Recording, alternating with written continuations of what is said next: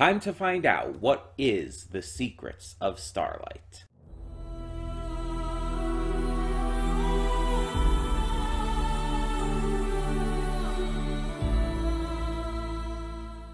Hey everyone, welcome to Princess Gay. I'm your host Connie, and today we are here with my blind reaction to My Little Pony Make Your Mark, The Secrets of Starlight. This is the final reaction of what we have so far for Make Your Mark. And based on how this special goes, I think we're going to kind of see whether or not there's any more planned for now. We know there's not going to be any this year in 2024. There's not going to be any new releases for Make Your Mark specifically. There will be more Tell Your Tale, but no more Make Your Mark. But that doesn't mean the series is over. People are just automatically assuming this means the series is over instead of, taking a break, like shows can tend to do. And I just don't think that's the case at all. I see like no evidence that it's over. I feel like we would have been very directly told if it were over. So, instead, we just kind of have to assume it's on break for now. They, got through all of these episodes, and now they're taking a break to maybe brainstorm, think up new stuff, and just take a moment to let out some of the sillier, less serious, less canon, Tell Your Tale stuff that takes up, less time and effort while they work on getting the bigger stuff ready for more. That's all that we can really assume at this point. Now, Secrets of Starlight. This is a 45-minute special, not just like a regular episode. I don't know what to expect with this. I don't know anything about it going in. I've stayed away from the spoilers. I am excited to see what we have here and how this closes out for the time being, though. Because we've already defeated Opaline. Excuse me. Sorry for the yawns. We've defeated Opaline. And at the end of the last episode, a random-ass portal just opened up in front of them.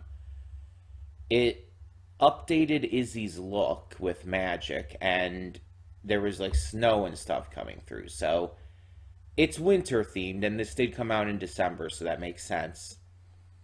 But otherwise, I just don't know what to expect. I don't know what this is going to be about. I don't know what it's going to feature. It's hard to tell with something like this series. It's just always kind of hard to tell what they're going to do. So I guess we're just going to have to find out. Let's do so, I guess. Why waste any more time? And sorry for all the, like, uhs and ums and stuff. I'm turning into Jeff Goldblum here, apparently. But it's just... You guys, if you've been with the channel for some time, you should know at this point that I am not the best at speaking. Part of it comes down to my autism. Part of it comes down to my just not being good at speaking. But so if it sounds like I'm saying like verbal pauses like that, like and all the time, I am one, but also there's a reason that I do that. It's not just to be annoying or anything. A lot of these other reactors out there are oftentimes a lot better speakers than I ever could be. I think that's why my channel oftentimes one of the reasons that oftentimes can come across as like less quote-unquote professional, because like I tend to be more just genuine. Like I don't really like exaggerate my reactions much. Like I've talked about before, how my reactions, like, I don't react that way when I'm watching stuff in real life, but I'm not really like over exaggerating how I react either. I let it still be genuine. I let it be like my reactions. It's just I'm actually actively making the choice to physically and verbally react instead of just sitting here, just like maybe saying one or two things every now and again, but you know. That's why my reactions also aren't like super emotive compared to others. You see, like, sort of stupid or blind wave or anything, and they'll have like these big reactions. Something shocking happens or something like that just amazes them and they get like super emotive. I don't do that. And that's probably why I'm not as popular, because I'm not super emotive and loud and everything. Plus, I'm also terrible at marketing myself. Um, and it's like, that's what a lot of people look for with reactors, those who are super emotive and entertaining. And I'm just not like that. I'm just more natural, I guess you could say. And I'm not saying that that's not how they naturally react to things. I'm just saying that my natural is just very basic, very general, very simplistic. I guess you could say it's more down to earth, is a good way of putting it. But yeah, again, it's nothing against these other reactors. I watch them for that reason because I like their reactions. So, hey. Anyway, let's just get into this. Enough, buying time here. Let's just get into this and hope for the best. So when the screen fades to black, pause this redirect and go to the description below. Follow the link to the reaction, and after you watch it, come back here to the redirect and resume play. Because after it fades to black and then it fades back in, everything from that point forward will be my afterthoughts and will contain spoilers to the special. So, that being said, thank you so much for tuning in, and I will see you at the reaction. And we are back, and we'll begin with spoilers in 3, 2, 1, now. So yeah, the dog is just freaking out because one of our smoke alarms is like testing or something. It's beeping. It does that every now and again. But it freaks the dog out. Like, she really doesn't like it. Um, especially, I think, because it's echoing, because it's the one on our stairway to the basement. So it's like it's just kind of freaking her out a little. So she's being very affectionate right now because of it. I got you, buddy. But yeah. So let's talk about this special. Secrets of Starlight. Nothing to do with Starlight Glimmer at all. So that theory is down the drain. But it did prove that we are definitely getting more. Like, people are, like, questioning that. Like, there are so many people saying, like, oh, this is the end because we're not getting any in 2024. It's like, that logic just doesn't line up. This ended literally on a cliffhanger. Like, it gave us, like, so much setup for the future. Comet has come to Equestria. Allura and the rabbit friend have come to Equestria. It's like, Allura apparently has a brother who's going to be a problem. How can anyone, like, watch this and genuinely think this is over? Like, the only way that it would be over at this point would be if it were canceled. And again, no evidence of that. I think the only thing that people have been saying about this, the only reason people have been giving, is that apparently one of, I guess, the storyboarders or writers or something said that their work on it was done. But that's just based on what is released so far. Like, that doesn't mean that the series is done. People were just kind of assuming stuff. Again, they're taking a break. They just released, like, what was it, 23 episodes and quite a few specials. Like, they're gonna take a break after that. That's honestly normal. I know a lot of people are so used to nowadays with streaming series, constant releasing and like, oh, you can't have like more than 6 months between because then it's like it's waiting too long and stuff. It's like people need to have patience. Having a year off isn't going to kill anyone and isn't going to it doesn't mean the show is over. It's kind of ridiculous. I'm nearly 100% convinced that we're getting more. Um, so yeah, this seems like a mostly isolated thing outside of the setups for next time. I don't think like we're gonna be like focusing much on specifically like Starlight Ridge again, too much in the future. But one big notable thing about it is it does seem to be another realm. That this seems to be the case of like introducing into this continuity other realms of existence. And the only thing you could compare this to is Discord's kind of realm that we see in Friendship is Magic, that he lives in, has his house in, and everything. But would you really consider that a realm or just like kind of like this little pocket of separate space? I don't know if I would consider that like a full-on realm. But Starlight Ridge apparently is in a completely different realm, basically a completely different universe than Equestria, and that's really interesting to me. It's not like just another location far away on the map or something, like the Dragonlands are. It's a completely separate thing, and that's really fascinating and makes me wonder what other big differences there could be between the two. But yeah, so we get our main villain for this, Allura, who can, well, allure others with her voice.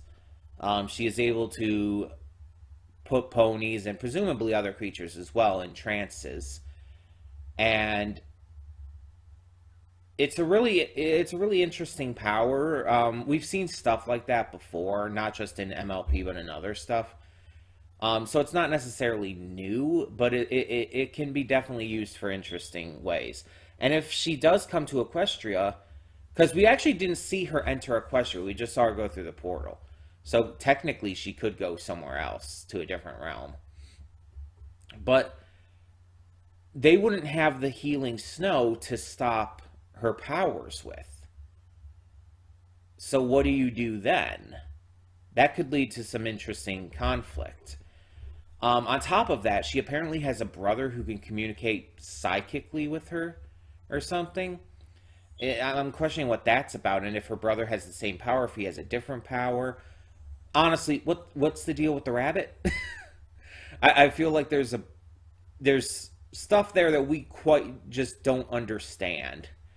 And that's definitely part of the appeal of waiting for more in the future. Comet, now that he's come to Equestria, is gonna, I suppose, live in Maritime Bay. We'll probably see more of him consistently. He's probably going to become more of a recurring character. And although she's probably not going to be in much more, I really did like Violet. Violet Frost was really refreshing to see, because I think she's the first pony in this series who has had a different body shape. Like, there's been different sizes of ponies. Like, for example, the queen is bigger than her daughters. But that's just in terms of physical size. The body shape is still the same. I think the only character at this point that we've got that has a kind of a different body shape that's not like just like, oh, you're bigger or maybe older, is Alphabeetle. Alphabeetle's body shape is slightly different too, because he has, I guess he's supposed to kind of be like buff in a way. He's supposed to be like larger and kind of buffer. But Violet Frost here is thick. She's overweight. Let's just say that. As a fat person, I could say she's overweight. And not as an insult by any means. I think she's absolutely beautiful in terms of design, and she's a great character. She's so caring. She's a great leader, and I really grew to like her throughout this special. So I like that they're giving these different body types, a platform to be shown in a positive light, and not just but like it's like some shows or movies out there that will make it all about their weight, and even if it's like trying to say like, oh, you shouldn't make fun of their weight, it still shows them getting made fun of and stuff, and it's just like, can we just have a large person, a large character that does not have a storyline or character thing that has to do with their weight at all? It's not a factor at all. Can't we just have that? And we have that here. So I'm really happy about that. The power of these stars that are able to open portals through dimensions is really fascinating, and I want to know more about that. Because it can't just be the Aurora Corn's power. There has to be something more to that, right? Because the only one that had this superstar was it was in the relic. None of their other auroras could summon one of these special stars. So there has to be something more to that specifically. I'm just wondering what it is. There's a lot of questions, I feel, that this raises. And I'm very interested to see where it goes. There's a lot of setup throughout the season that we could look to as well for the future. There's the dragons; they will definitely be back. And yeah, I'm just very, very excited to see what more we get with Make Your Mark in the future. We do have Tell Your Tale for the time being. And again, I'm still very behind on that. Like, I've only seen like a handful of episodes, basically. In equivalence to how freaking many there are, especially. But I'm still unsure if I'm going to ever react to any of that. Or any more of that, because I kind of already reacted to some of it. I don't know. We'll see. We'll see. Maybe I will, maybe I won't. But for now, speaking of, we do need to determine what is going to replace My Little Pony Make Your Mark in the time slot. So, this is a Connie's Choice series, so we will be replacing it with something that is just my choice. This slot is for something that I choose, that I just personally want to get to. It's not a donation reward. It's not a first impression. And honestly, you all should know what's coming. Because next Friday, we're getting something that we've been waiting for a long time, for years and years and years. Next Friday, we will be starting Has Been Hotel. I am very excited for this. Like, this is probably the most excited I've been for a show in a long time. Like, I'll talk more about it, obviously, when we get to that first reaction. But this is one of the most hype shows that I've experienced. Well, one of the most hyped up shows that I'm experiencing for a long time. And it's entirely because of how long we've been waiting for this. The pilot came out in 2019. And I've been following along with Has Been prior to that. I've been following along since, like, early stuff was, like, talked about and all. I was waiting for the pilot. Like, when that came out, that was a big deal. So, I'm very excited to finally get to this. So, yeah, that will be replacing My Little Pony Make Your Mark, and we'll take the Friday slot. In the meantime, tell me in the comments below, what did you think of this special for My Little Pony Make Your Mark? What did you think of the Secrets of Starlight? And where do you think this is going to go in the future? Let me know down in the comments. And if you have any questions, any thoughts, anything to add, feel free to leave those down below as well. For now, though, I'm Connie, and I'm signing off. See y'all next time.